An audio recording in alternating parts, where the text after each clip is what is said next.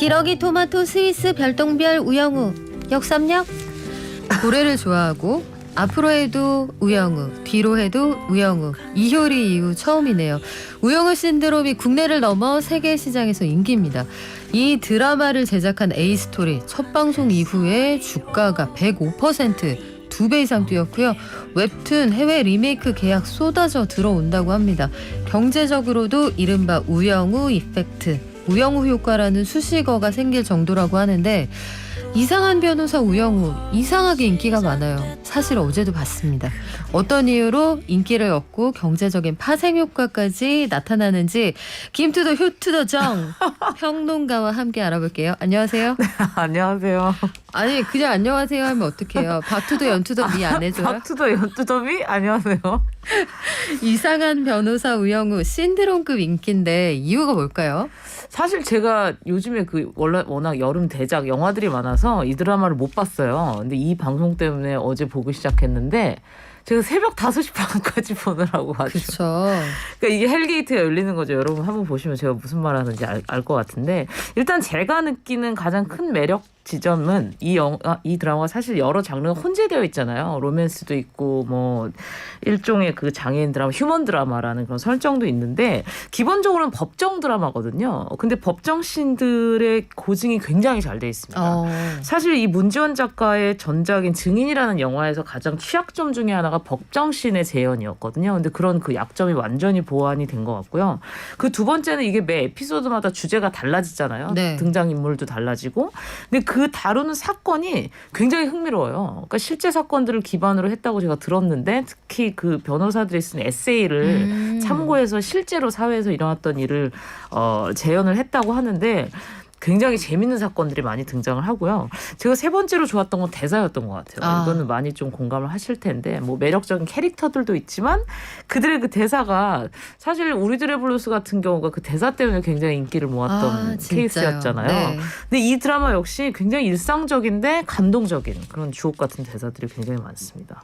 그리고 약자에 대한 시선이 따뜻한데 그걸 또 굉장히 일방적으로 보호해야 한다거나 궁휼한 시선으로 보는 게 아니어서 좋았어요. 그 우영우를 질투하면서도 우영우가 가지고 있는 여러 가지 핸디캡을 따뜻하게 보듬어주는 그 동료 있잖아요. 맞아요. 학교 친구. 근데 거기서 권모술수 권변이 공격을 하면 이런 얘기를 합니다.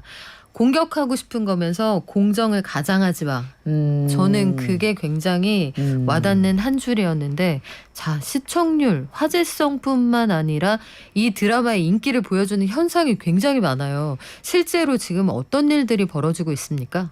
일반적으로 드라마가 이제 인기를 끌면 가장 흔하게 나타나는 것들이 그 판매잖아요. 관련 상품들 뭐 누가 하고 나왔던 가방이 팔린다든지 뭐 이런 식으로. 근데 그런 것들이 이제 굉장히 흔한 그 현상 중에 하나고요. 특히 우영우 드라마가 좀 특이한 지점이 나왔던 장소들이 굉장히 좀 화제가 되고 있어요. 장소. 그러니까 촬영지들. 일단 김밥집은 빼놓을 수가 없겠는데요. 그렇죠. 아버지가 이제 네. 운영하는 우영우 김밥집인데 실제로 수원에 있는 식당이더라고요. 진짜요? 근데 김밥집은 아니고 이제 일본식 무슨 이렇게 식사를 파는 전문점. 식당인데 이제 그 자리에서 김밥집이 만들어진 거죠. 드라마를 위해서. 근데 그 이후에 지금 사람들이 너무 많이 가서 사실은 좀 불편함도 있다는 말을 제가 들었습니다. 그리고 제가 완전히 다 보셨나요? 혹시 완전 다 봤죠. 그래요? 저는 2번씩 봤어요. 진짜. 어제 거는 한 번밖에 못 봤고요. 진정한 팬이시군요. 네. 제가 사실 그 에피소드까지는 못 봤는데 여기 그 소나무가 한번 등장을 했었잖아요. 팽나무가 등장을 했었는데 이 드라마 이후로 문화재청에서 천연기념물 지정을 검토했다라는 기사가 나오긴 했는데 엄밀하게 말하면 이미 그거는 이제 계획되어 있었던 일인데 이 드라마의 방영 이후로 그 계획을 좀 당겼다고 하기는 하네요. 버프를 받아서 시간을 좀 단축할 수가 있겠네요. 그렇죠. 그렇군요. 실제로 장소 그 외에도 우영우가 착용했던 가방, 시계, 품절 대란이라고 합니다. 제가 보니까 주변에 어린이들이 고래를 인형을 들고 다니는 애들이 늘었어요. 동네 문화센터 이런 데 가보면 이것도 우영우 효과가 아닐까 싶어요. 인기가 많아지다 보니까 그런데 부작용도 조금 있는 것 같아요. 일부 인기 유튜버들이 좀 지나치게 이 우영우 효과에 좀 편승하고 싶어서 약간 오버한다 이런 비판들도 있었는데 이게 결국은 그 우영우라는 변호사, 자폐 스펙트럼 장애가 있는 이 변호사의 캐릭터를 희화화해서 나타난 문제잖아요. 불편함에 대한 포인트가 있는 소재인데 이거 굉장히 민감하단 말이에요. 이 드라마는 이걸 어떻게 잘 다루고 있습니까? 그렇죠. 사실 이 자폐 스펙트럼 장애뿐만이 아니라 장애인을 비장애인이 연기하거나 재현한다는 것 자체가 항상 좀 조심스러운 일이죠. 일단 제가 드라마를 보면서 아까 말씀하셨는데 가장 좋았던 지점이 장애인이 일상에서 겪는 차별이나 어떤 불합리함을 보여주기 위해서 이 드라마가 무리한 설정을 하지 않는다는 지점이에요. 그러니까 과거 한국 영화에서 많이 했던 실수이기도 하거든요. 그러니까 사람들이 심한 말을 해서 상처를 받는 장면이거나 뭐 이런 것들을 넣는 과정에서 2차 폭력이라고 느껴질 정도의 지나친 표현이나 설정들이 이제 그 드라마적 효과를 위해서 등장을 했었던 것이죠. 그래서 좀 과한 면이 없지 않았는데 이 드라마가 그런 면이 없어요. 그리고 아까 말씀하신 것처럼 과하게 동정을 하거나 하는 시선도 없고요. 다시 말해서 굉장히 중립적으로 사실적으로 그리려고 노력을 많이 한 부분들이 눈에 띄는 드라마인 거죠. 그리고 저는 개인적으로 그러니까 자폐인 그 당사자뿐만 아니라 가족의 시선을 굉장히 좀 비중 있게 다뤘다라는 것도 좋았어요. 그 아버지의 어떤 그 시선이나 삶을 통해서 그런 것들이 이 드라마의 가장 큰 강점이라는 생각이 듭니다. 그래요. 저도 그 부분이 참 좋았습니다. 대부분 우리가 자폐를 다루는 우리 사회의 시선은 애달른 모정. 그래서 우리 아이보다 내가 하루만 더 늦게 죽었으면 좋겠다. 뭐 이런 표현들. 맞아요. 그런 인터뷰로 기억이 되실 텐데 스스로 얼마든지 행복할 수 있다. 그리고 가족들의 우려, 따뜻한 시선 교차하는 거 좋았는데요. 생각해보니까 자폐라는 소재가 이번 처음은 아니에요. 마라톤이라는 영화도 있었고 해외에서는 포레스트 검프, 레인맨, 또 굿닥터 이거는 그 할리우드에서 리메이크도 했는데 여러 자폐인이 주인공인 수작들이 많았거든요. 근데 그때하고 우영우는 어떻게 다릅니까? 그렇죠. 그 탕준상 배우가 서번트 증후군을 가진 천재로 등장했던 무브 투 헤븐이라는 넷플릭스 드라마도 있었죠. 그중에 인기를 끌었던 영화들이 정말 많았던 것 같아요. 그리고 이 드라마들이 근데 그렇다고 해서 모두 장애를 뭐 사실적으로만 그렸던 건 아니었던 것 같고요. 사실 환타지에 가까운 자폐인 캐릭터가 좀 많은 편이었죠. 특히 자폐인 중에서도 굉장히 희박하다는 이 천재 자폐인을 주인공으로 한 경우가 많았잖아요. 사실 이야기라는 게 그들이 천재이기 때문에 만들어지는 경우가 많았던 거죠. 근데 그 점에서는 우영우 드라마도 다르지 않은 것 같아요. 다만 이 드라마가 다른 지점이 있다면 장애를 그리기 위해서 아까 말씀드렸다시피 무리한 설정을 하지 않는다는 점, 그리고 장애인을 향한 주변인의 곱지 않은 시선을 그리기 위해서 어떤 차별성 대사를 쓴다든지 그런 거를 굉장히 좀 조심하게 쓰는 것 같고요. 제가 중간중간 느끼는 것은 분명히 장애인 본인이나 아니면 관련 분야에 계신 분들에게 모니터를 굉장히 많이 받은 드라마인 것 같아요. 그렇군요. 이 역할을 맡기려고 박은빈 배우가 다른 작품 하는데 1년을 기다렸다고 제작을 했다고 합니다. 박은빈 배우의 몸값도 올라갈 것 같고 저는 아무래도 경제방송 진행하는 사람이니까 이 제작사가 어디야? 그거부터 들여다보게 됐거든요. A스토리는 뭐 쫙쫙 주가가 올라가는 게 그래프로 보이던데 양쪽 다 경제 효과가 어마어마할 것 같아요.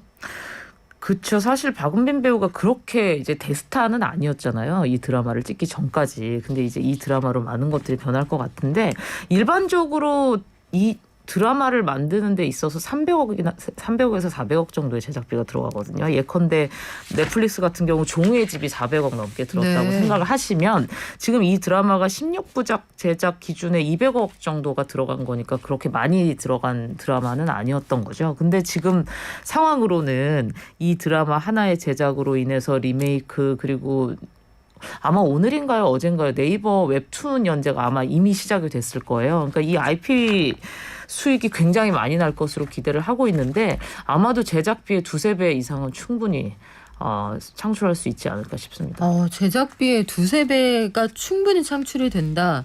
파생되는 경제효과도 우리 생각을 해보면요. 우영우에 들어간 돈의 2-3배, 그럼 적어도 3배만 해도 600억 원인데 이번 드라마 이후에 여러 가지 긍정적인 효과가 있습니다만 드라마 콘텐츠에서도 환경, 사회, 지배구조 얘기하는 ESG 바람이 분다 이런 얘기가 있어요. 이거 드라마하고 ESG가 무슨 상관 싶은데 넷플릭스가 이제 다양성 조사까지 한다면서요? 사실 이렇게 해온 것이 넷플릭스는 좀 오래된 일이죠. 그리고 특히 이제 미국 기반 회사들이 이런 것들에 좀 민감하잖아요. 어떤 그 다양성이라든지 아니면 마이너리티의 문제라든지 있어서. 근데 그것들을 이제 해외에도 적용을 한다라는 게 사실은 좀 이제 흥미로운 일인 거죠. 이번에 우영우 광명권 구매도 이것과 무관하지 않은 것 같은데 생각해 보시면 주인공이 장애를 가진 여성인데다가 매회 다루는 에피소드에 여성 주인공이나 아니면 장애인들이 굉장히 많이 등장하는 드라마거든요.